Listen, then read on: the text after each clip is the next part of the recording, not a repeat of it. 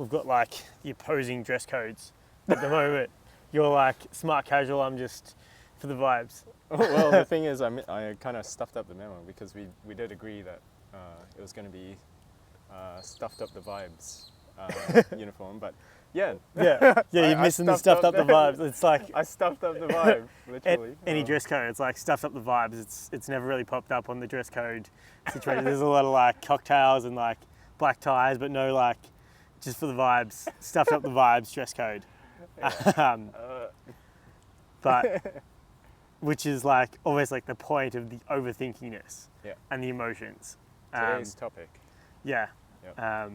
Just like a subtle like flow in, and it is like the ironic of thinking about overthinking and trying to do a whole podcast on like overthinking and maybe like how to manage it, or like how I say it and how you say it and how we think about the thinking.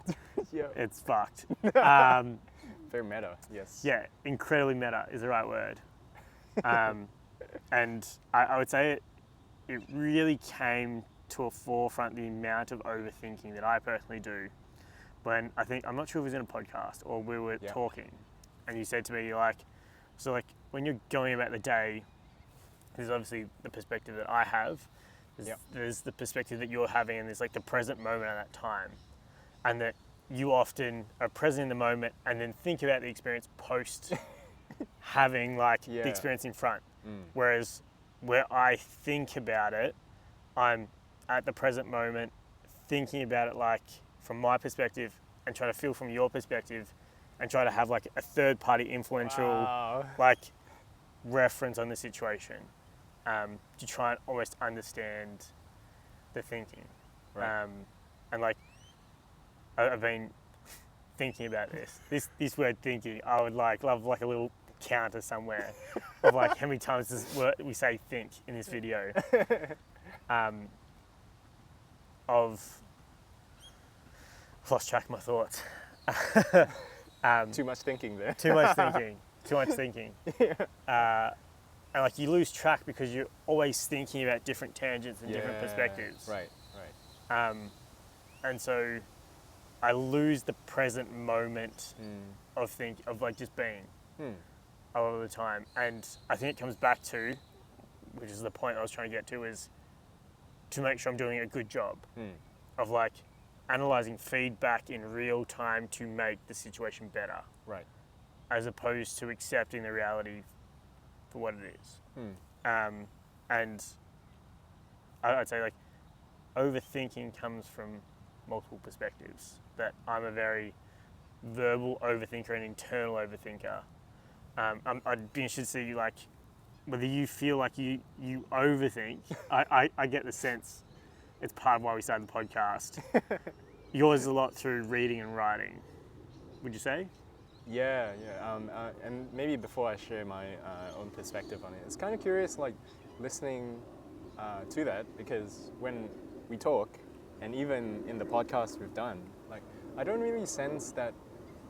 I don't see the internal like pressure or intensity that you might be going through as you like consider all the different viewpoints. So I don't see that on the surface, because on the surface it seems like you're quite calm and like you're quite connected in conversation. So yeah, that's quite curious.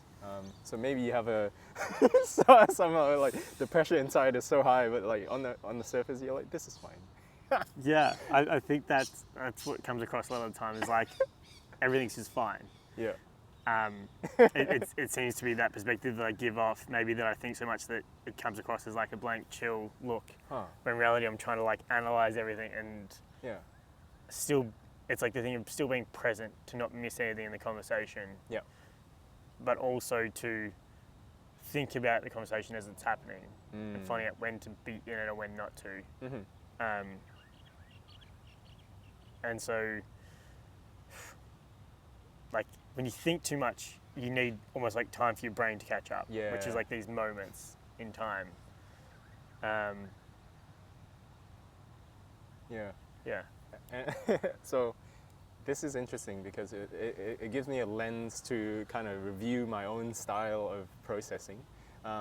Often in like let's say we're at a big group meeting, and let's say 30 minutes into this meeting, someone asks me a question. Most often than not, my brain is not very good at responding on the spot because it's so backlogged with the first 30 minutes of the meeting that I get distracted. Yeah. Not distracted, maybe like overwhelmed, such that it literally can't process on the spot.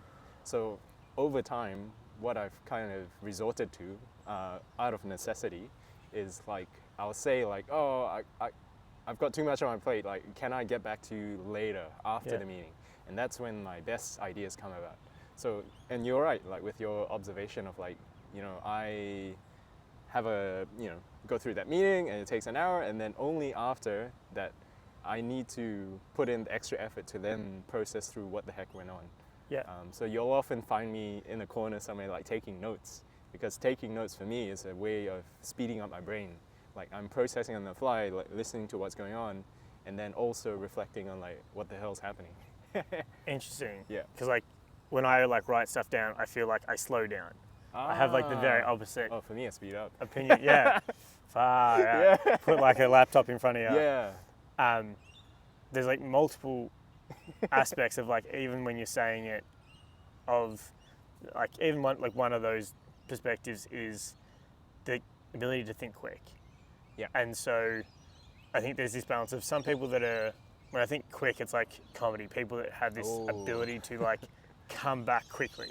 Like some of the game show hosts, UK has got these like insane like comedy guests where it's like a 3-panel show thing. And usually the team captains are people that think very quickly and rapidly and like quite cleverly immediately. And so I've tried to work on that as like a thinking process to like act and like think quickly on something. Yeah. And like figure out the point, like exactly when we started the podcast, to be like, fucking clothes. We're like complete opposites. And just go like, we're driving in on this and it has no sense of reality. Right.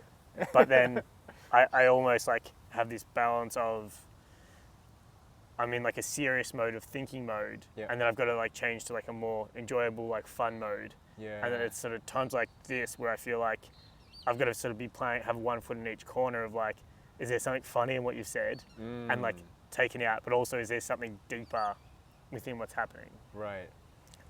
Wow. There's a lot going on. But that point about like thinking quickly or being able to like respond to the situation on the spot, I think, that's definitely like a mode of operation that my brain is not used to. Yeah. Yeah. And I think it's like this balance of like, people want answers quickly, especially in the modern day. Yeah. Otherwise, like, are you even there? Like if you can't, respond, it's like, sorry, what? Oh, I missed that. Can you say that again? Yeah. Whereas it's like, do you want a quick response or do you want a response that's well thought out, that's actually like being processed? Yeah. And like, can you actually process that amount of stuff in that quicker time? I think what's the value of having a quick answer as opposed to the best answer? Yeah. Like, I think, which comes back to like almost the decision-making process of like, how quickly can you make a decision, and it should be dependent on how important that decision is, and as well as the information available. Yeah. Like I think there's like I like to pull back from like, so this is like the overthinking. It's like I've got these two like conjoining ideas, but like they're linked, but they're separate. And so one idea is that talk through it. Yeah. Barack Obama is like the president, has like this idea of that he needs 51% confidence to make a decision. Well, that was like a theory I heard somewhere. I don't know how true it is, but it's like this idea that the president, the bigger the standards, you make more critical decisions with less information, as opposed to most of society, and the lower down you are in a building or leadership group, the less information you have, the more information you require to make a more certain decision. Yeah. And then there's this like, the meta of me thinking that is that I often think a lot and reference information or references from other people as opposed to having, this is my viewpoint a lot of the time. And so I'm like, okay, Barack Obama has this decision-making thing. Right. And so my brain is constantly pulling from referential indexes going, what is the most relevant information that's the truthful one that I've seen that is relevant to the situation? Right. Oh, this is fascinating. And it's fascinating because this is another lens that is is quite like a contrast. Yeah. Because for me, like, I find it very difficult to find confidence in saying something that I've not explored myself. Yeah. So, Yeah. And even if it's a direct quote of someone else, Yeah. I can't stand on my own 2 feet and say like, oh, da da da, because I heard it from someone. Like, Yeah. that makes me very uncomfortable. I think it's an important point, because if you're an overthinker, you probably rely on a lot of competence over confidence. And it wasn't until like someone mentioned to me, it's like confidence and competence aren't based on each other. Huh. As in, like, just because you're competent doesn't mean that you're a confident person, and just because you're confident doesn't mean that you're competent. However, Right. Yes. a lot of society believe that if you're confident, that you're a competent human being. Yes. However, a lot of people that are competent aren't confident because they're aware of all the other fallacies and situations that are happening. That makes a lot of sense, yes. And so for a long time, I believed that like competence was the only way to be confident. And that I needed some sort of evidence to prove it, as opposed to just be confident. Like, swing back to one of the other podcasts where we talked all about confidence. Oh yeah. Yeah. Check out one of the past pods, guys. This is the meta. And so for you, when you're in that thing, like, you're overwhelmed by the competence, or like not being competent in your decision making because you don't have enough information at the time. Yeah. And so do you feel like you don't have the confidence in that situation because you're not feeling that you have the competence? Yeah, maybe that's one of the pitfalls of like falling into overthinking, because even if there's like it's hard, it makes it hard to deal with uncertainty, right? Because like for me to make a statement that I'm 95% sure is correct, but the 5% like catches me, it's like, ooh, I haven't seen the 5%, but I know for sure 95% is true. It still like makes me hesitate. Yeah. Whereas someone who has the confidence to deliver on, what they might be saying, might mask that better. Let's say mask is maybe not quite the right word, but yeah, the 5% stumps me. Even though, in reality, maybe 60% certainty is fine, right? Yeah. But that doesn't occur to me. I over focus on like the 5% that I don't know. Yeah. It's like, does that really matter? Probably not. And so I think the thing that comes up for me is that it's like the referential index, or like our RAS of like, what do we pick up on? And so there's the whole thing of like, there's a fuckload of information that comes in. Lots of things of like, what's the colour of each level of grass? What's the leaves? How many leaves are here? What's the what's this conversation? What's this person doing walking this way? What's the camera doing? Like, Whoa. there is so much information coming in at like each second, and it works out to like 68 like different bits of information per second, something like that. Yeah. And like, you can only really focus on like plus or minus 7, plus or minus 2 bits of information, or 9. Like, it's not a lot. And so the reason how our brain justifies that is it deletes a lot of stuff. It like just ignores the fact that like trees are there. So like when you look at your focus, like everything out here is just, I can't see my hand, so it's like, I don't care.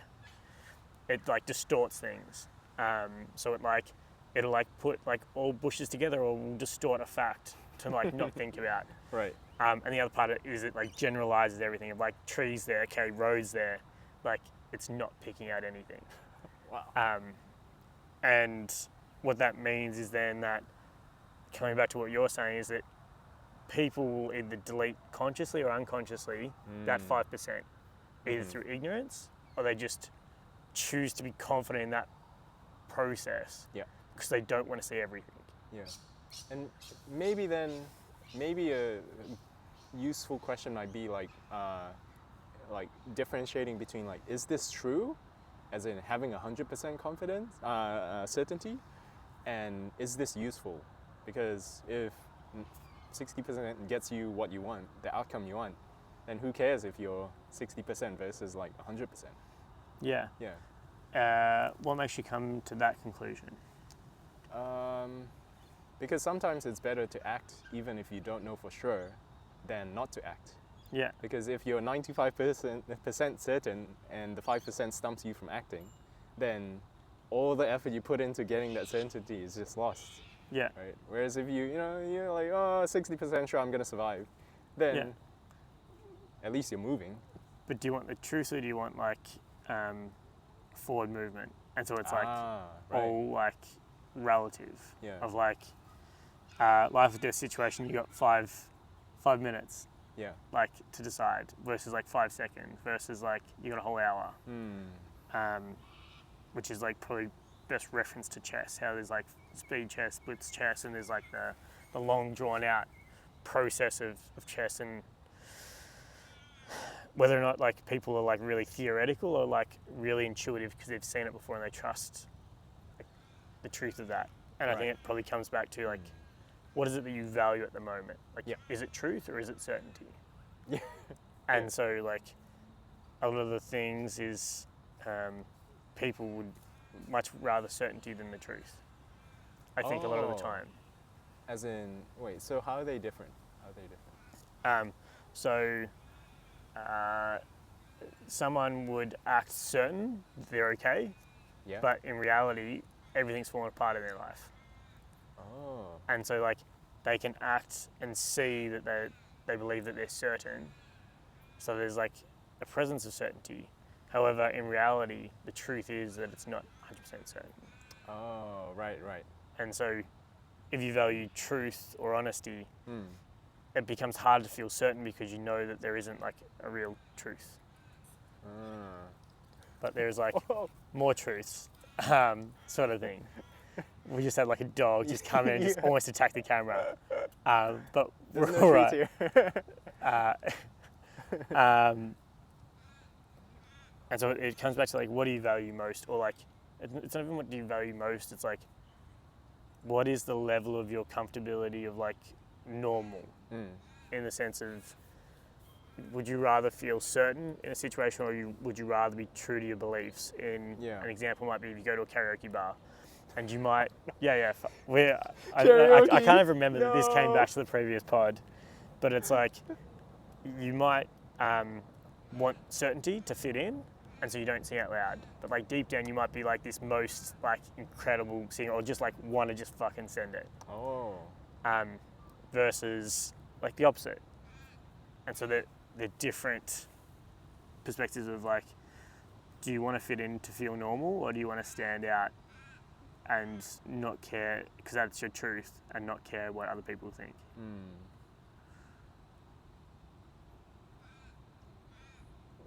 When in trying to think about that definition of certainty, I'm thinking about like, it's almost like being certain is like coming up with our own interpretation of what the truth might be. So you can be 100% certain, yet be completely off the mark when it comes to whether that's aligned with the truth or not.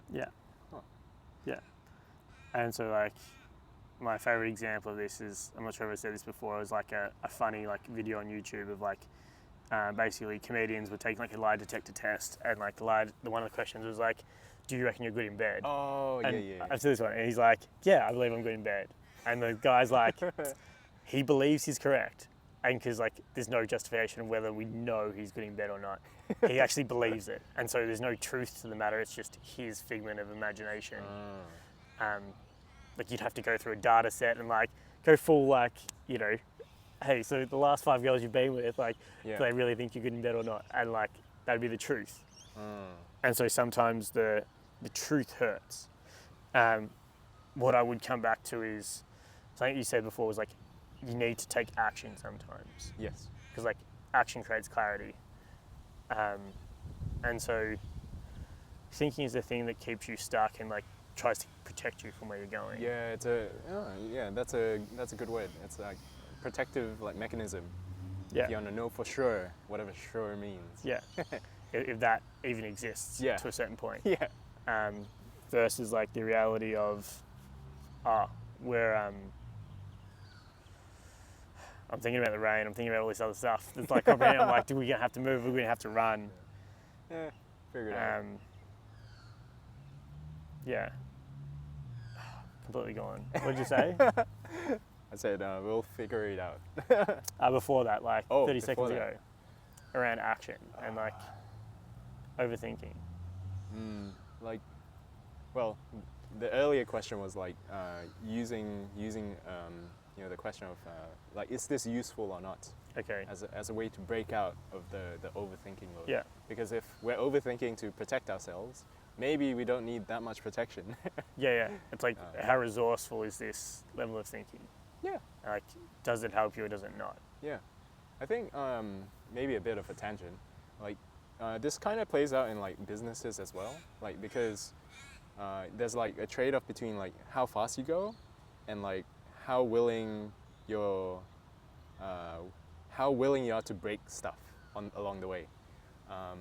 So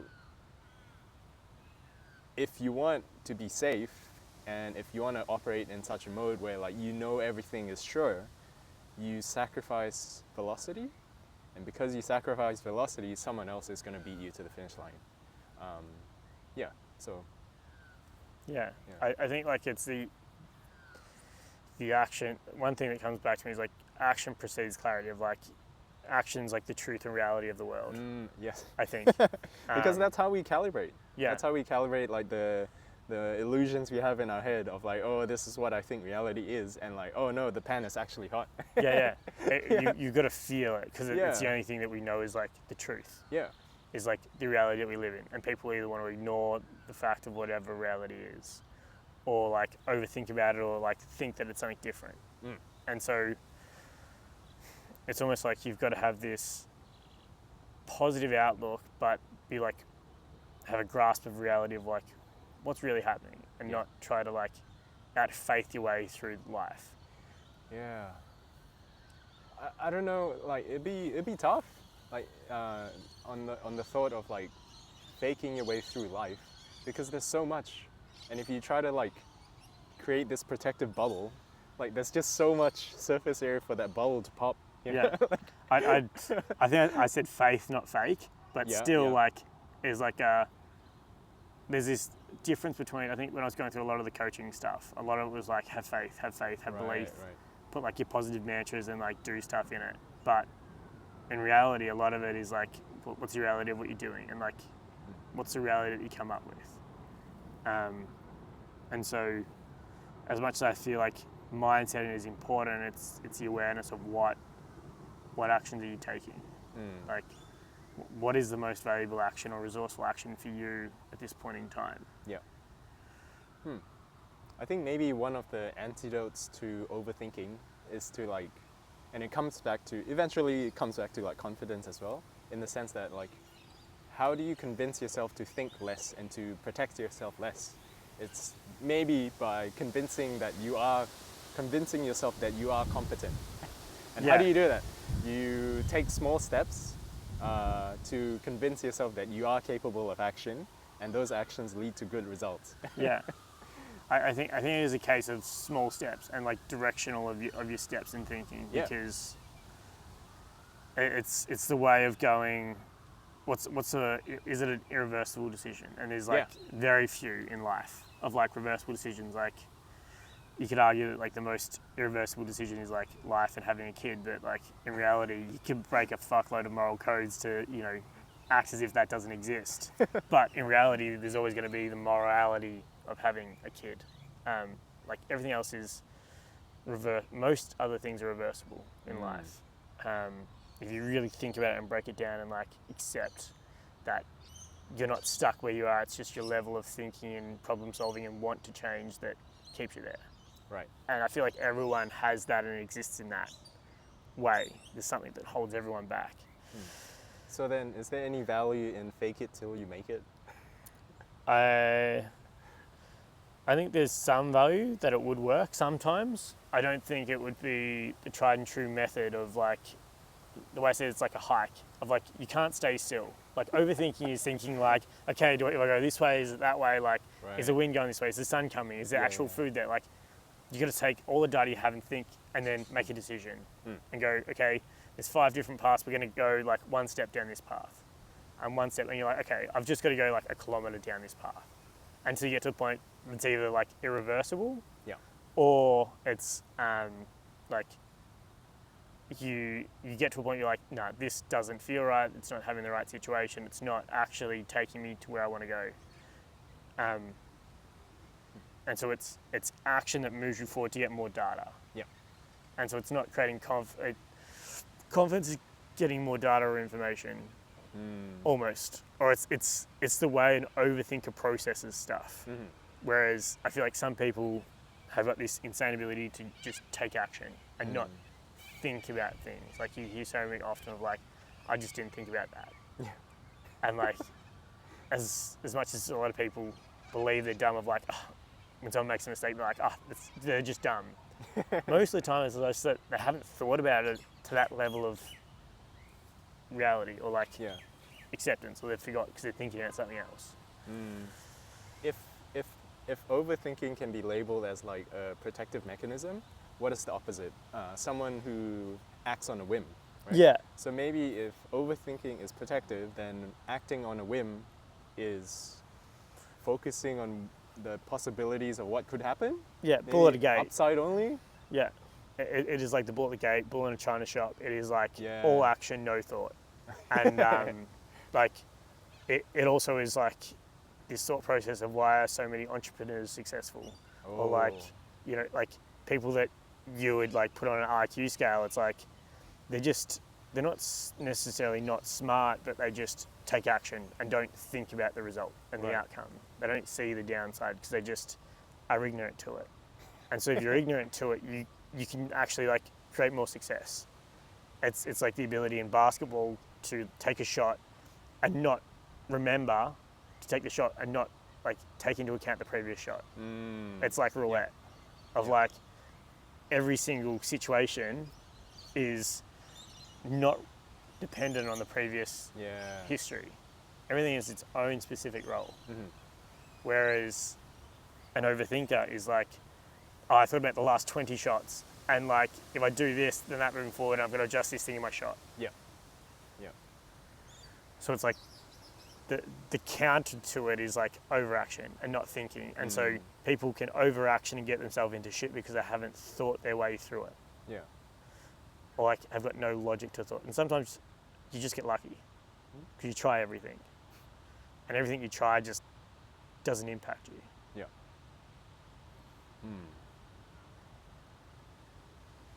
Let's say you're playing basketball and you're overthinking, then it's almost like you're stuck in the past. You know, like you took those earlier 20 shots and all of them failed, rather than like being able to like connect yourself with what the game is actually like.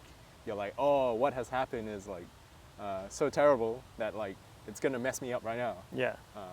Rather than saying like, okay, maybe that happened, but like, what can I do right now with the information I have to take the next step?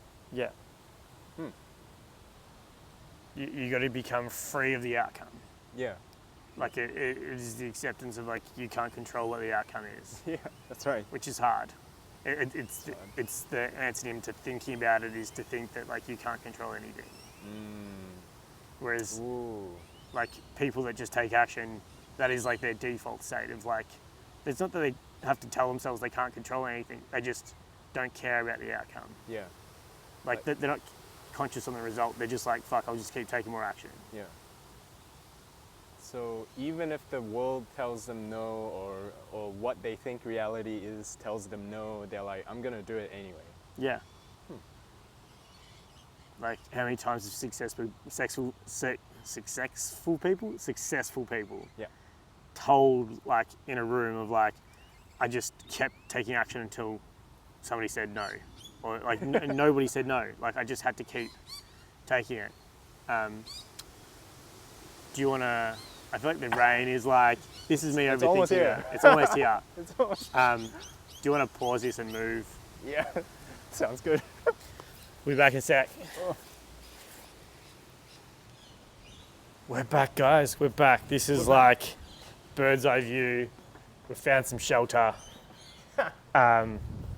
This is like this example. I feel like is the meta version of like action versus like overthinking. Of do we wait for the rain to come? Do I take action? do I pause it? Like, do you expect what's going to happen? Like, the camera angle's all fucked up. Like, you guys are a million miles away, but we're still here thinking about it. Still here, taking action, figuring out what's next. Nice. Also, like, these cats are getting an absolute fucking workout at the moment from like the wind. Like, it is rattling around.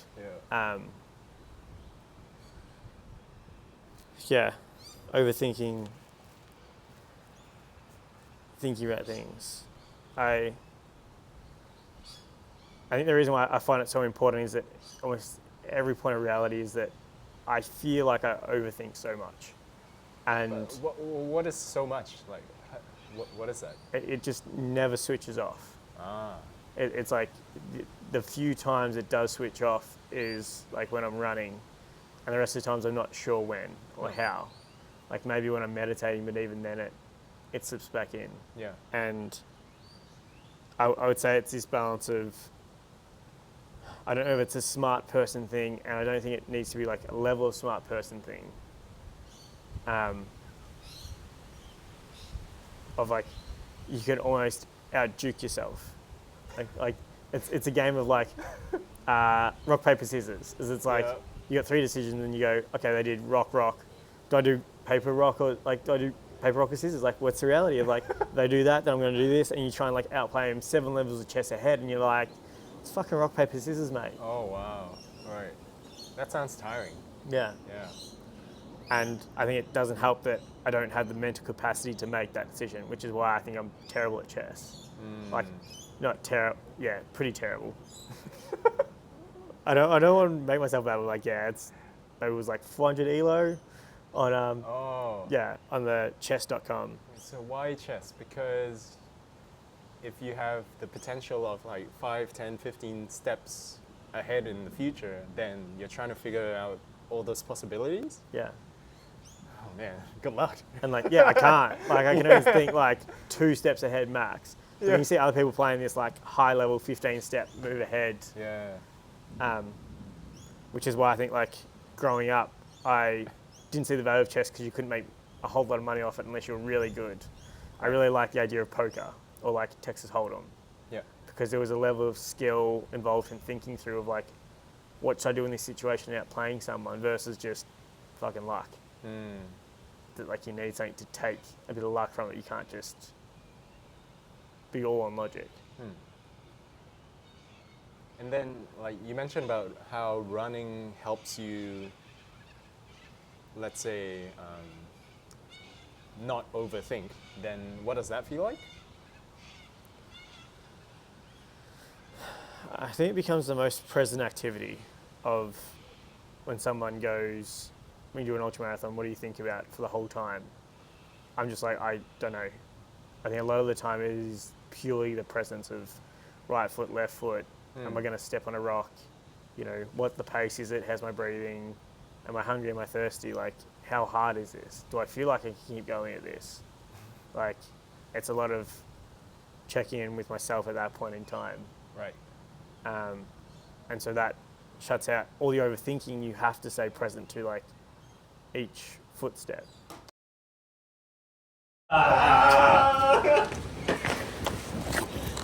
We're back, guys. You'll be back shortly. This is going to be the wildest podcast in your fucking life. It's like that theme of like, we will rebuild.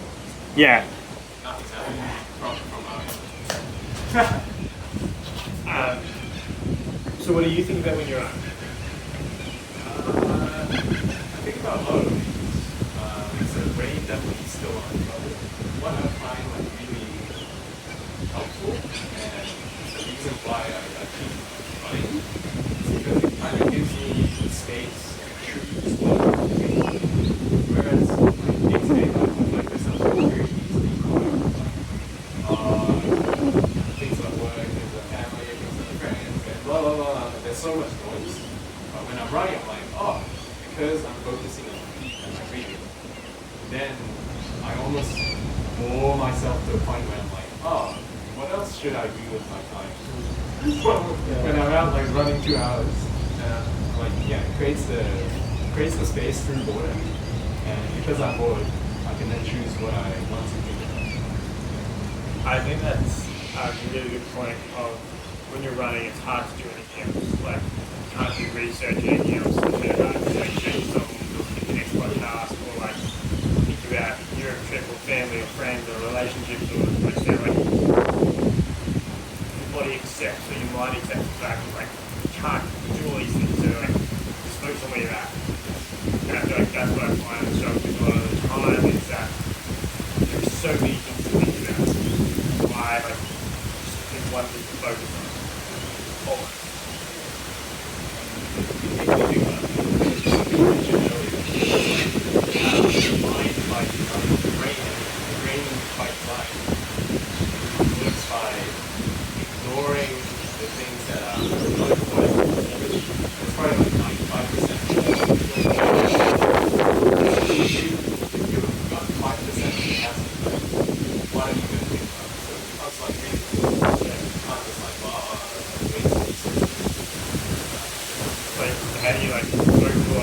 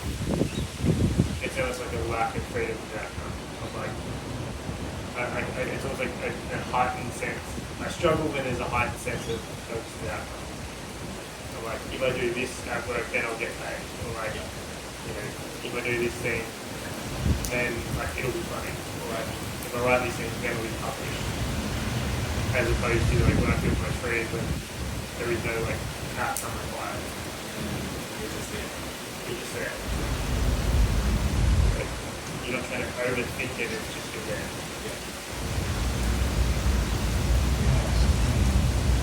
My neuroscience theory would be that running as activity is repetitive enough in like it's sufficiently intense that it distracts your brain from overthinking, then you can actually like use your will to Sure. Yeah. I think it's like sufficiently entertaining, so it's like hard. yeah. But like it's not just like that bad at like it's kind of pain. Like a lot of people kind of get worried about boredom when they're not if they're not one that runs.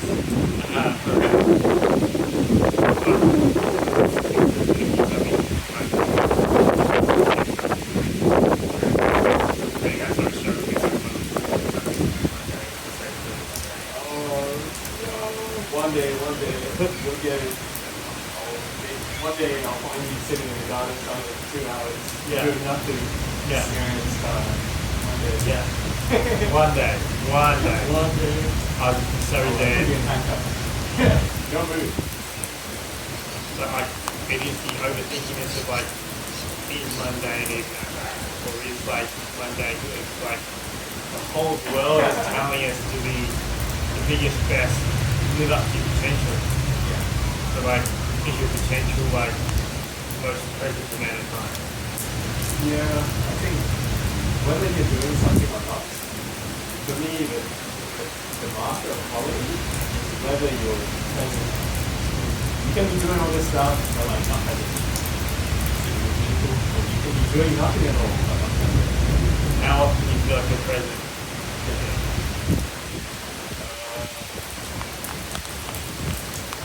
Probably less than what I'd like to. But for example, like right here. No, where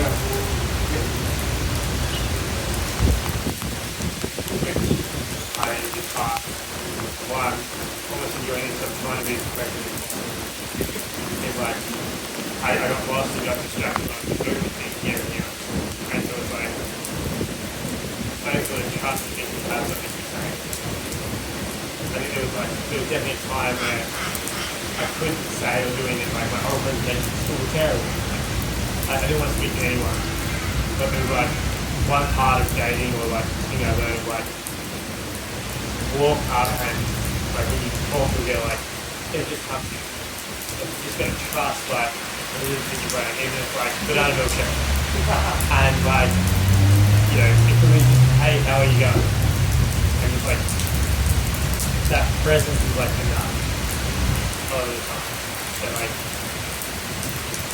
trust that you're focused on, whether you'll say something or that you might not be interested or might not be. You go, here is some awful news. It might be important.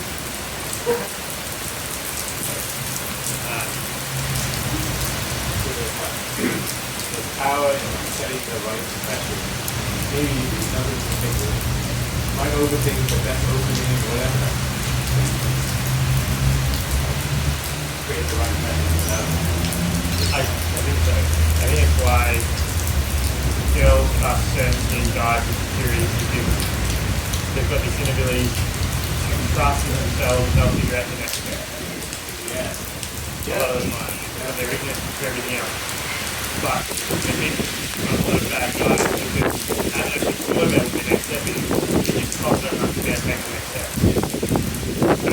Because that's what you need to do is trust you confident enough in yourself to take the next step.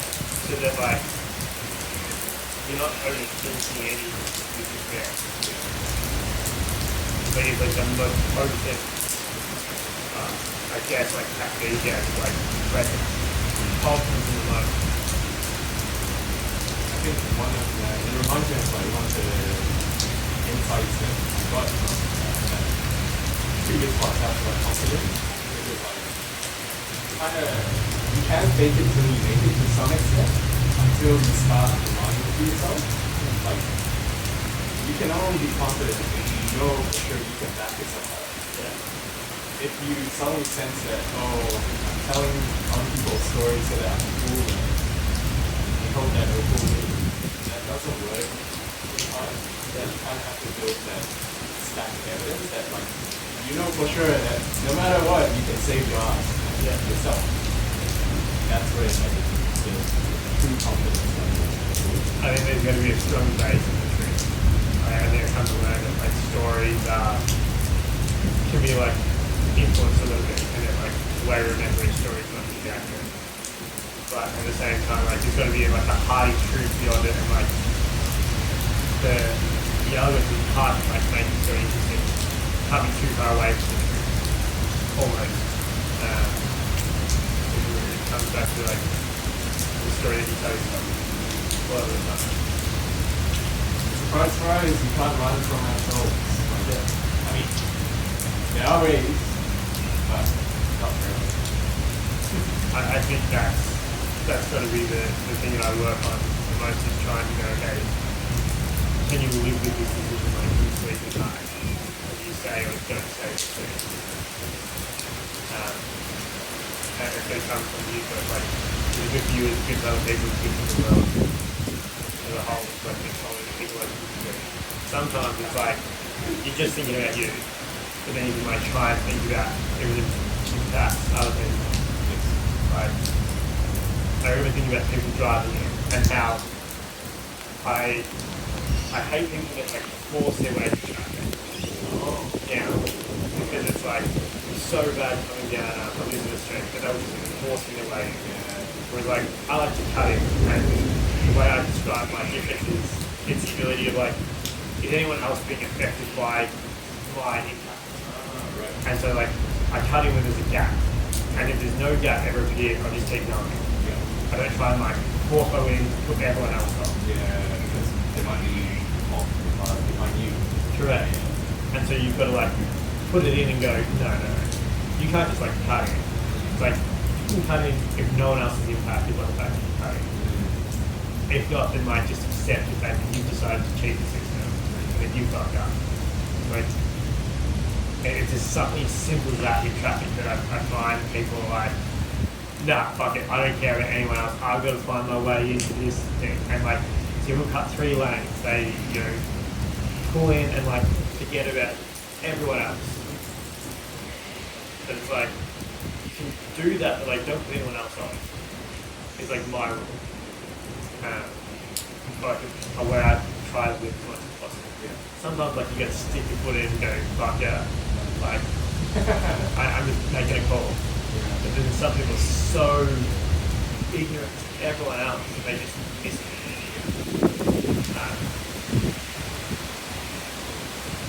I mean, it's a bit of a long shot, but like I can see a potential version of that. It's like, what is the best idea? It's like a mother driving to the hospital to see what is. I don't know. Yeah, I don't know for sure, and it's probably not the case. But yeah, so I don't know where that fine line is. It's like a balance of like you never actually know. Yeah. And so you're gonna like stick to your own everything all the time, irrespective of the outcome. Right. Which is like hard, so I don't even think like that. Sometimes like, oh maybe they just really need this. Whereas like I believe 90% of the time people just dicks and like they're like, nah, fuck yeah, I know how to cheat the system, like fuck you. And so like I almost like overthink everything in traffic and feel I'm gonna go on the same route to work every single day. If that changes of like where can you change lines? Like how can I like maximize the most of my day of like these things? Like I know in the freeway like there's a certain point where you've got to like cut it and just like accept the different slow. But like you can't just like do it too early, else you'll get stuck behind everyone. And you've also got to accept the fact that you risk it if you're going too late, but there is another alternative.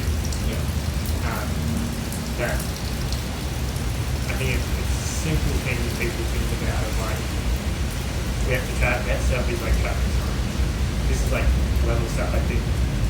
And I see like I'm like, fuck, it's windy, they're gonna blow over. So like you need to put some weight on it. And I'm like, okay. Driving outside, you see all these signs of like how they put weight on it. And like the most interesting way was to put like some weights between the leg and the frame. There's like a big square frame, you put the legs in there. I told someone else to do it. And I just like put it in and just weighted the things on the legs. They didn't try and like, they're not looking at like what's a simple way to make the most efficient use of this thing. You don't have your eyes. Yeah. They're not thinking to that level of depth. They're just like, fuck it, this is it. It's just science.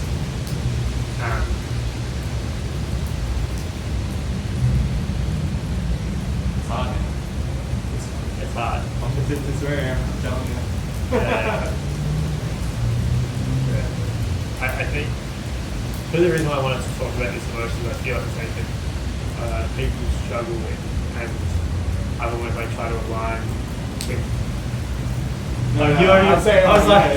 This is me over here. I'm like, who the fuck's coming into this podcast? You're like, this is special guest. Yeah, special guest. Surprise. My overthinking brain is like, yeah.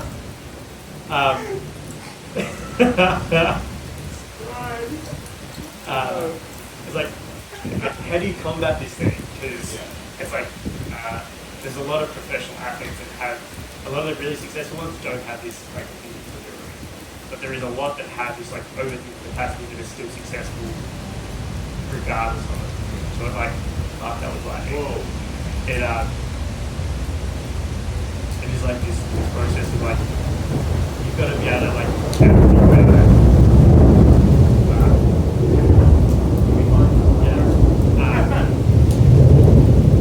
it's like one of the mechanisms for us to like outwork yourself down, to like not be so caught up in the details of it.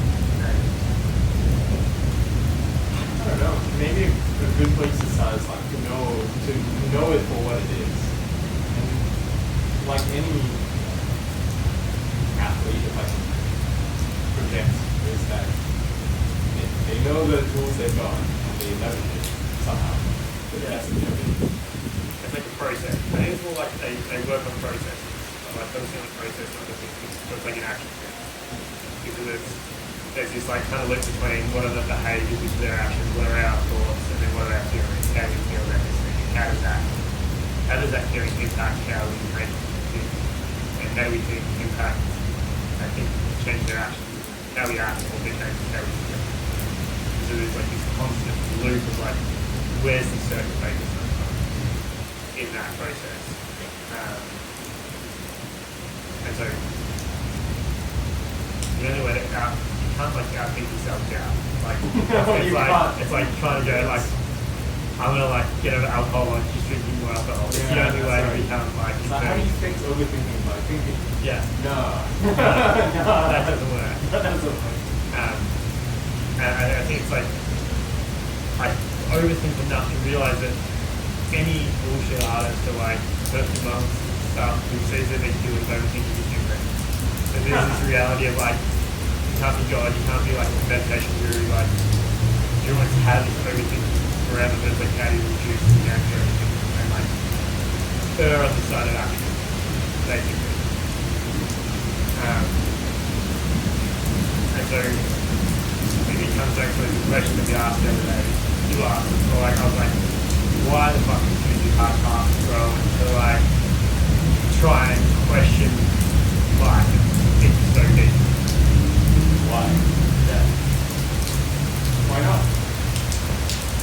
Cop out answer. Yeah, it's like 1,000 genes. Yeah, we just need more wishes. Just need more thinking about things. I think thinking has its merits in that it can be fun to kind of ask those questions and to explore things inside your head. But I think where it does fall apart is that thinking gets to action. So for me, I can often convince myself that I know stuff, but actually I don't. And the way I fact check myself is by exposing myself to last episode we spoke about traveling.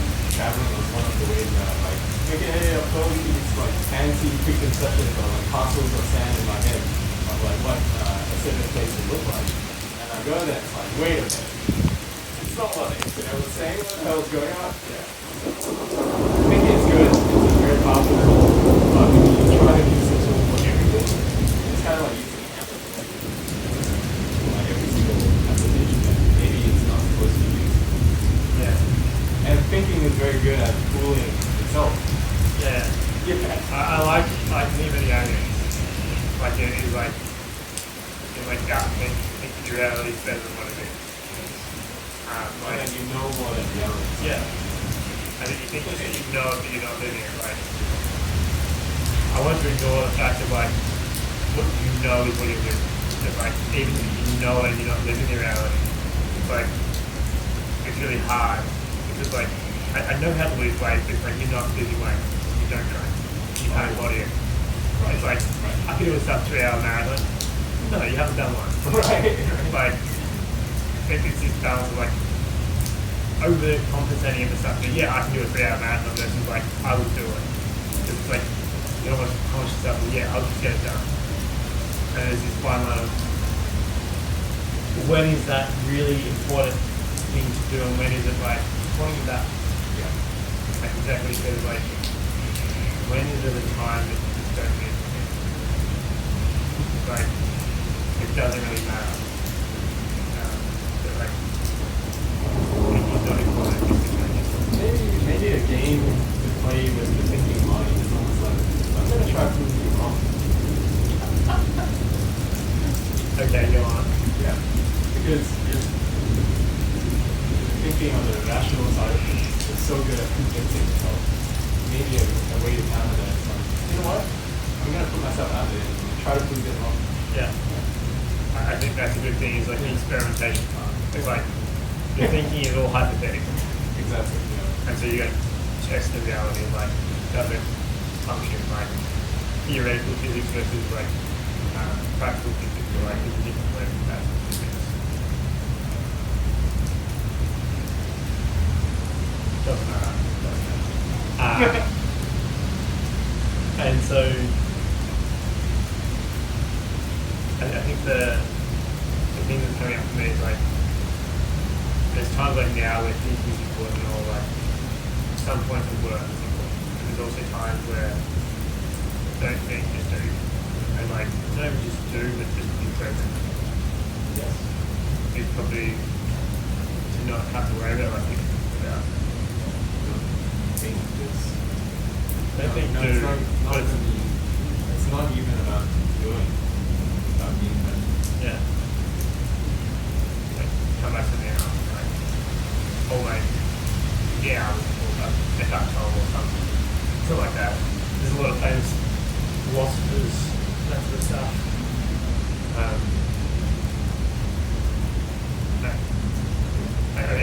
I'm still trying to solve the overthinking, which is like the hardest point of reality. Like, is the anxiety and like I think that holds back. You know, thinking about everyone else, like making people there, and like, you make yourself in a position of like, is this too trying to influence people, or like, am I just coming from a place? It's so hard to just not think, not present, not think about anyone else, but just in this moment.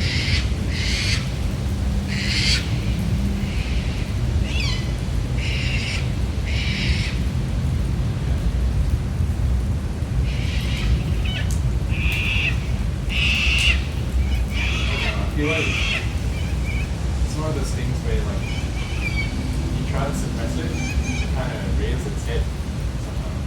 Suppress what? Thinking. Yeah. Yeah. I'm not gonna think. And then you're like, wait, why shouldn't I think? And then you're like, fine. Like the thinking mind is very good. It's very good at generation. So I think like this. Oh, sorry, yeah. I think the only way, the way that works for me anyway, is that I kind of let it do its thing. Run in the corner, generate all these concerns, come up with all these fantasies, and like see it for what it is. Try to listen if I want to. If I want to. Yeah. It's a choice. I think that's the case of the way I say it is it's go out and like take expert action, or like trust yourself to like, overthinking wants to like analyze the action in front of you. Yes. Like to actually like go and take a whole bunch of action and then come back and think about it. Like overthinking is thinking as much as you take action. Like often it's like there's no action, it's just thinking. And so you put action in there and you think about the action. And so you've got to like widen the gap between when you think and when you act. Yes. And like before you take action, you're just gonna ask that question like, am I gonna die? No. Yeah, that's Like, is this decision reversible? Yeah. Go and just take action Yeah. and see what happens. Because like you can change your perception of reality and who you are. But it's hard to do to overcome that self-doubt, that thinking. We acknowledge that overthinking is a protective mechanism, and asking what's the worst that could happen, or are we going to die, is a great way to like short-circuit the process. Yeah. Yeah. It's like if you're overthinking about skydiving, probably something to think about. Like, you got to be careful with that choice. Oh, yeah. Whereas, like, you know, going up and talking to a girl, or like going and trying something new, trying a new hobby, trying a new group, it's like, what do you actually have to lose? And it's like the reason why I like the am I going to die thing a lot of times is like, okay, like, that's really what we're afraid of, as opposed to like, it doesn't really matter, it's like, it's a lower frequency. There's also the idea of like gun to your head mentality, which I don't really like. Of like, if you get like a gun to your head, would you do it? Oh, And it's like, yeah, of course I do it. there's no But like, choice in that. yeah, and so it just forces you to do it. Yeah. Whereas like, am I gonna die? It just makes you really, it was like an exception thing. You go, come mate, I'm actually gonna die doing this. And you come with any other excuse except for, yeah, there's a possibility of death. Like genuinely like surfing or like softening the physical elements. Fine, I get it. Maybe think about it a little bit more. But you realise you lose a lot more things by not taking action.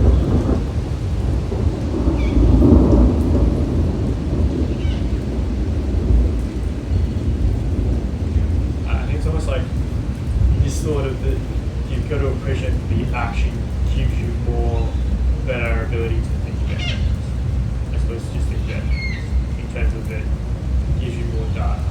Like, I've tried like putting some money in stocks, and this is not a financial podcast because I've lost a couple $100. Because like everything's going down at the moment. But it's like, I have to put something in to risk something, to try, to learn something from it. Right. And I learned that like, I have to think about this thing a little bit more. But at the start you got to try it. And that's the thing with like every stand-up is I've been very conscious to not try and think about how I'm going to do it or the logic or like the current thinking to stand up, to just go and try stuff that I think is funny.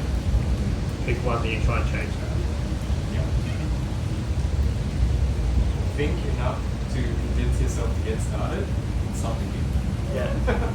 Yeah. And start thinking again once you've done it. Yeah. Don't ever get to the point where you're just not thinking about anything. I think like that's part of Not being present. Yeah. You can do nothing and be present and still have the meaning. yeah. One day, 2 hours on the grass. One day, not today. Without a wet ass. That's it. Hopefully the rain and the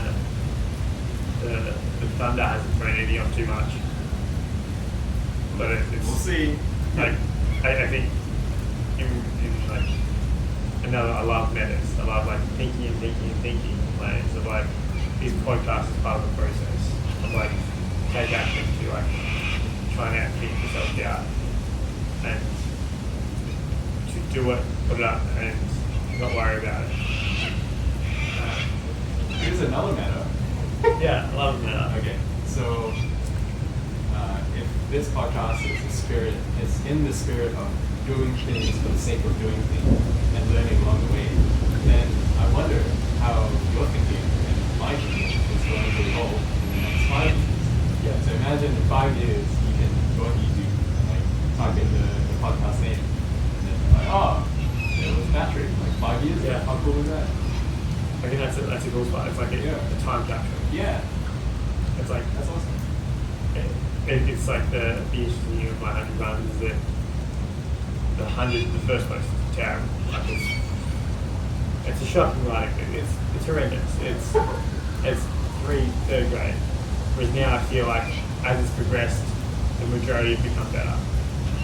And so it's in the art of practice, if you find the perfect pot by making 100 pots, not by making one perfect pot. Right. And so like you refine it and like just through luck of the draw you find like perfect things through everything going on. So I think this is the learn along the way.